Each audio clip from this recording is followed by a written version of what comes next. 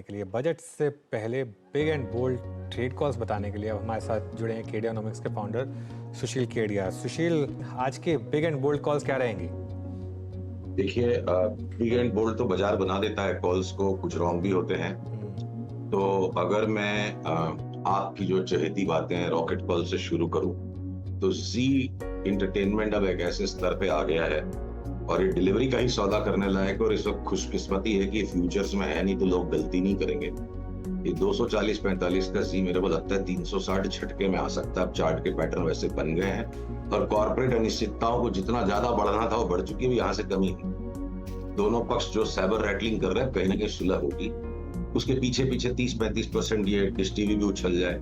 और एक जो एमटार टेक का शेयर, हम आपसे 15 दिन पहले भी बात कर चुके हैं, हमारे निवेशक उन्हें, हमारे क्लाइंट्स उन्हें इकट्ठा कर रहे हैं। अब आज उसमें तगड़ा ब्रेकआउट आ गया है, तो मुझे लगता है 3300 की चाल अब एमटार टेक में शुरू हो गई। तो ये कुछ रोचक से 30-40-50% फटाफट बढ़ने वाले शेयर्स मैंने आपको बताए। शेयर्स और भी हैं। सुशील जी, एक जो शेयर मार्केट से रिलेटेड कुछ स्टॉक्स हैं उनमें आपका काफ़ी पॉजिटिव व्यू रहा है। अब ये एंजल वन जैसे स्टॉक्स हैं, मोतीलाल, ईडलवाइस, आईआईएफएल, इनमें क्या व्यू बन रहा है?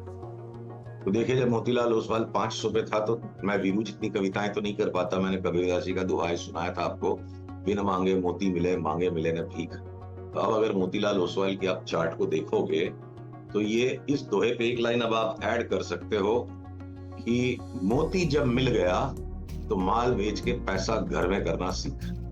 ठीक है, तो मोतीलाल ओसवाल 500 का 1500 के ऊपर चला गया, 1600 तक चला गया, और अब ये चार्ट यहाँ पे बिल्कुल भारी है।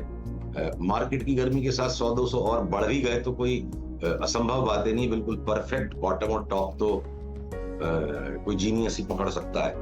पर अगर मैं साल भर का दृष्टिकोण इन पे लूं तो यहाँ बेचने वाले आदमी को बहुत ज्यादा नीचे वापस ये सारे ब्रोकरेज के स्टॉक्स मिल जाएंगे। चाहे जेएम फाइनेंशियल हमने दिलाया, आईआईएफएल, एडेलवाइस, एंजल वन, तो सब में मोटा करेक्शन है। और एडेलवाइस और आईआईएफएल कोई बहुत ही नीचे चलेगा इस साल भर में तो मुझे आश्चर्य नहीं होगा। अब मैं इन सारी चार्ट्स पे बहुत ज्यादा बेयरिश हूं। इनके साथ साथ जैसे हमने यूटीआई, एएमसी, एचडीएफसी, एएमसी, ये भी जो स्टॉक्स आपको, एसबीआई लाइफ, एचडीएफसी लाइफ, हम सब पे बेयरिश हैं। यूटीआई बहुत ज्यादा नीचे गिर जाएगा तो मुझे आश्चर्य नहीं होगा। मुझे नहीं पता क्या अंदर डेवलपमेंट्स हैं, चार्ट बहुत ज्यादा बेयरिश है। तो इस पूरे non banking, non finance NBFCs में सिर्फ एक अपवाद है कि जियोजिट थोड़े पुलबैक के बाद अभी भी लेने लायक है, चला ही नहीं, और उसकी चार्ट में ऊपर की जगह है। एक हम उसे लेंगे और एक हम एसबीआई कार्ड जो हमने उसमें लेने की पोजीशन बनाई है, पकड़ के बैठे रहेंगे। बस इन दो स्टॉक्स को छोड़ के बाकी जो जी में आए बेचो, पैसा उठाओ टेबल से। अच्छा, ठीक है। आई मीन आपका एक बहुत रीजनेबल अप्रोच है, जहां पैसा बन गया वहां से पैसा जो है वो प्रॉफिट्स में कन्वर्ट भी करिए। एक दो स्पेस और जो बहुत मूव दे रहे हैं सुशील जी इस वक्त, लाइक अब अभी कुछ देर पहले हम जीएमआर एयरपोर्ट्स की बात कर रहे थे। आप रेलवेज को देखिए, आईआरसीटीसी को देखिए, आप आरबीएनएल, एयरकॉन, आईआरएफसी को देखिए, आप, मैं ट्रेवल्स और टूरिज्म पे आ रहा हूँ, इंडियन होटल्स को देखिए, कल ऑल टाइम हाई क्रिएट किया, इंडिगो को देखिए। इस स्पेस में अभी आपका व्यू क्या, अभी भी चेस करना चाहिए, किसको प्रॉफिट्स को कैश में कन्वर्ट करना चाहिए?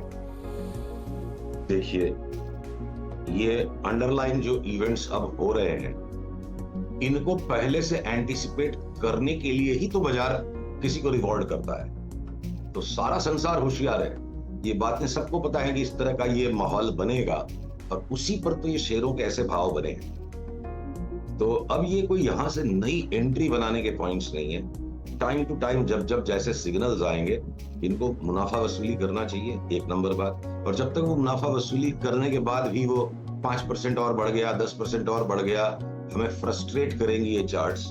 तो देखिए, एक चीज हम जो मान के चलते हैं, बाकी लोग माने ना माने, कि इन स्टॉक्स में अगर कल को कोई मार्केट वाइड बड़ा करेक्शन बन गया किसी भी कारण से, तो इतने डिस्ट्रीब्यूटेड आउट आइडिया है ये, हर किसी को पता है कि श्री राम जी का जो मंदिर अब बन रहा है उससे ये फायदा होगा, उससे ये फायदा होगा, इधर ये परिस्थितियां, सबको सब कुछ पता है। तो डिस्ट्रीब्यूटेड आउट स्टोरी है।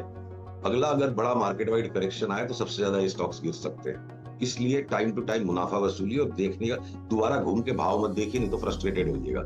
इतनी तेजी के बाजार में आपके बेचने के बाद भी 10% कोई चीज बढ़ जाएगी और उसको लेके फ्रस्ट्रेटेड होंगे तो कल को 30, 40, 50% के डाउनसाइड आएंगे तो कैसे संभलेंगे? अच्छा सुशील जी, अभी तक वो स्टॉक्स हम बात कर रहे थे जिन पे ऑल टाइम हाई लगा हुआ है, 52 वीक हाई लगा हुआ है, इस दौर के हाईएस्ट क्लस्टर पे हैं। मैं दो स्टॉक्स आपसे पूछना चाह रहा था। एफएमसीजी बास्केट में सब कुछ चला, नेस्ले चला, कोलगेट चला, ब्रिटानिया चला, टाटा कंज्यूमर, गोदरेज सीपी, ये मैरिको और डाबर चल के नहीं थे।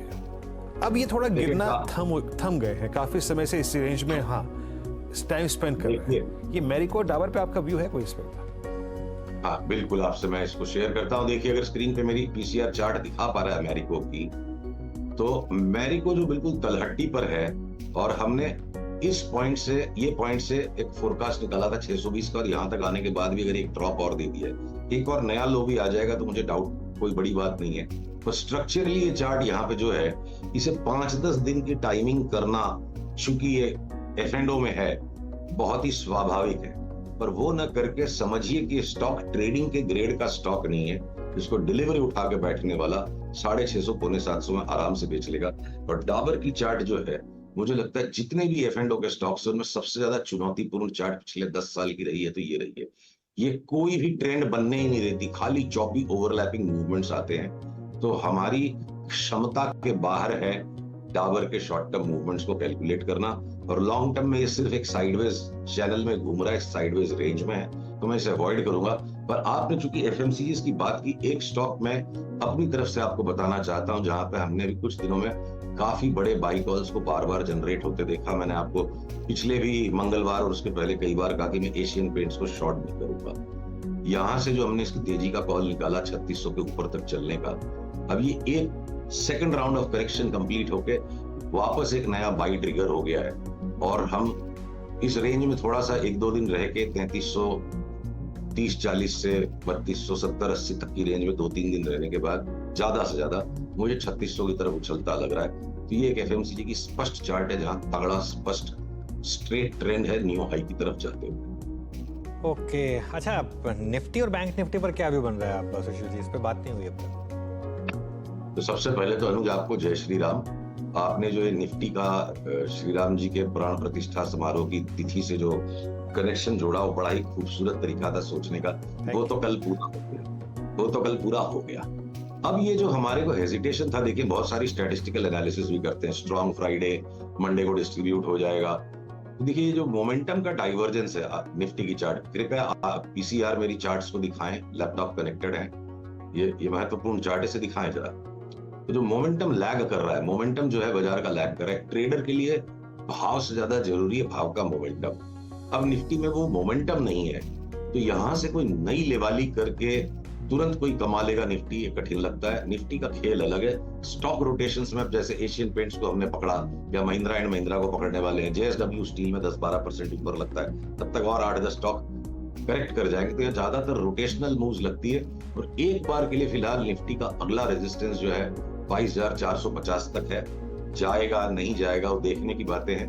पर आप एक चीज को सिंपल भाषा में पकड़ो, 7 दिसंबर को निफ्टी का भाव था 21,156, और ये आ गया यहाँ पे 22,000 तक 1 जनवरी को। 1 जनवरी से लेकर के 16 जनवरी तक हम करीब 50 पॉइंट प्लस माइनस की रेंज में है। तो मोमेंटम नहीं है, इसलिए कोई बड़ा कॉल अभी मैं निफ्टी पे नहीं लेना चाहूंगा। स्टॉक स्पेसिफिक अभी भी बायस लेके ही बेचने का है। शॉर्ट सेलर के लिए चुनौतीपूर्ण है ये बाजार।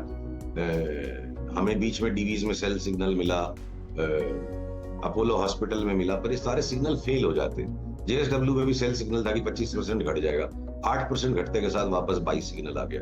तो अभी बाजार तेजी का ही है, बस अब स्टॉक रोटेशंस बहुत सीरियसली होंगे, यही मेरा अनुमान। बैंक निफ्टी हो सकता है 50,000 चली जाए, वो लगाड़ है। उस पर हमने काफी डिटेल वीडियो ट्विटर की ऑडियंस के लिए भी पोस्ट किया, हमारी रिसर्च पीस का और अपने सब्सक्राइबर्स को। और बैंक निफ्टी में जो ट्रेडिशनल ओल्ड स्टॉक्स थे, आईसीआईसीआई, एचडीएफसी और कोटक, ये मुझे तीनों 10% बढ़ते लग रहे हैं, भले ही निफ्टी 22,400 की भरी है। कोटक आपने बोला 10% बढ़ता हुआ दिख रहा है आपको यहाँ से? 10% इंडिविजुअल स्टॉक्स, कोटक, एचडीएफसी 7-8%,